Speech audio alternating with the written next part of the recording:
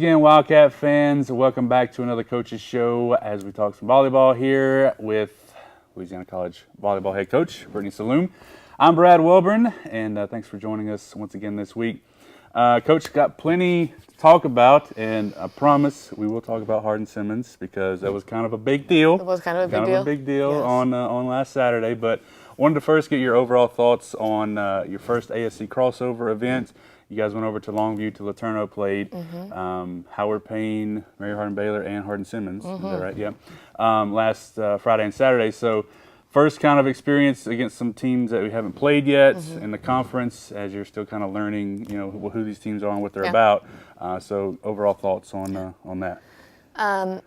It was good to see all of the teams because we got to see a majority of the people who are in our conference at any given time, whether it was before our match, after our match, or on the other court. Mary Hardin-Baylor is tall. Yeah. They're tall. They have some really, really excellent girls on that team. Howard Payne. Howard Payne was good. I would say that was the first time I really saw the girls really come alive and fight and play hard. And we did lose, but it was the most fun I saw them have while they played. And so that's encouraging because that's obviously the goal is for them to achieve some amount of chemistry where they enjoy the game and playing with one another. So when that match was over, they were like, we want to keep playing. That was fun. And I was like, well, tomorrow. We'll come back tomorrow. And then day 2. Hardin-Simmons, and So you said you saw them having a little more fun and kind of gelling maybe a little bit more. So do you think that experience on that Friday maybe led to what happened on Saturday? You go down sort of the MO of the season though. So as far you find yourself down early, you're able to fight back, but then in that third set against Hardin-Simmons, you're making a little bit more history. You check another thing off the list as you win the first set in LC volleyball history. So do you think that experience on Friday maybe kind of led to that win on Saturday? I do. I think it definitely contributed to their success in that set.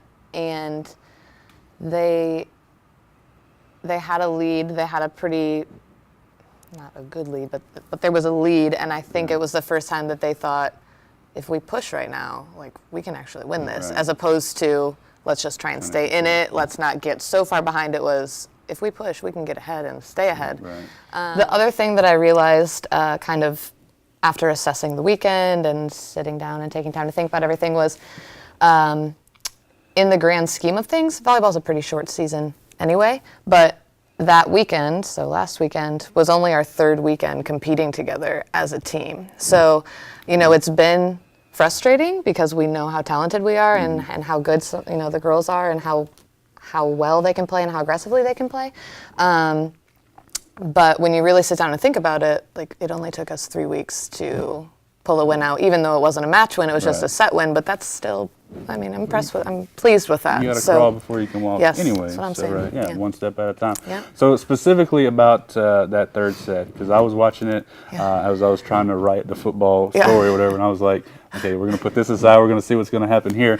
And I know for you being there and for the girls as well, it had to be certainly a different feeling than you've had previously this year, but talk us through what was going through your mind as you were watching them trying to finish that thing out. It was a lot of emotions. There were a lot of emotions. Like I said to you in the aftermath, I think there was a moment where we all felt like, okay, this is going to go our way. But you can't sway too strong to that side until the match or the set is actually finished and you've actually won.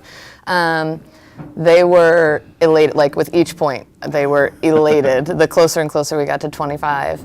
And, they called a timeout and the girls were freaking out. And I'm trying not to freak out because it's my job to maintain some level of composure and whatever. And we had watched previously the match right before us, Belhaven beat, oh my gosh, I can't remember who it was now, McMurray, I think. And the coach Justin, he fell on the floor after they won, threw himself on the floor. So the girls were Coach, we need you to be on his level. Like, if we win this, you have to throw yourself on the floor. And I was like, I'll do a cartwheel for sure. Like, I will do something. So I was just sitting on the sideline, hold my head like, oh my gosh, like, we're actually going to win this. And I have to not scream and screech and like embarrass us that we just won. So it was really exciting. And I think with all sports, there's definitely a mental aspect, and volleyball is a super mental sport, and you could tell that once we had gotten ahead by so many points, Hardin-Simmons just broke down. And so we had to, in love, capitalize on, the fact that they were making mistakes and that they had lost it mentally and that they were out of the game. Because, I mean, we won the set on their middle hitter hitting the ball into the net. So we capitalized on that, and it was exciting. Yeah, very much so. Exciting. And something I think definitely that you can start building towards. Yeah. Obviously, this week you guys have 2 more matches. You go into ETBU on Friday, and then back to Laterno on Saturday to play Laterno on Saturday. So what do you know about those teams? We haven't seen them yet. I'm just seeing them play other teams. But what can you tell us about those 2? I got to watch ETBU play a little bit on Saturday. They are very good. They have a lot more height than we have. They play a little bit quicker than we do. That match will be a battle. I would say they overall have more skill than us, so it will come down to fight.